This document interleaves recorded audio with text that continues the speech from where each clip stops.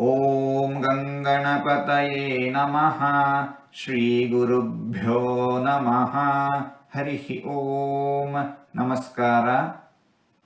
ಸಸುರಾಸುರಗಂಧರ್ವಂ ಸಯಕ್ಷೋರಗರಾಕ್ಷಸಂ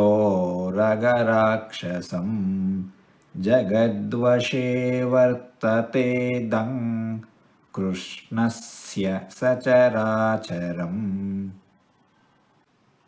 ದೇವತೆಗಳು, ದಾನವರು, ಗಂಧರ್ವರೊಡನೆ, ಯಕ್ಷರು, ಹಾವುಗಳು, ರಕ್ಕಸರೊಡನೆ, ಚರ ಅಚರಗಳೊಡನೆ ಈ ಜಗತ್ತು ಇವೆಲ್ಲವೂ ಕೃಷ್ಣನ ಅಂಕೆಯಲ್ಲಿ ಅಧೀನದಲ್ಲಿ ಇವೆ.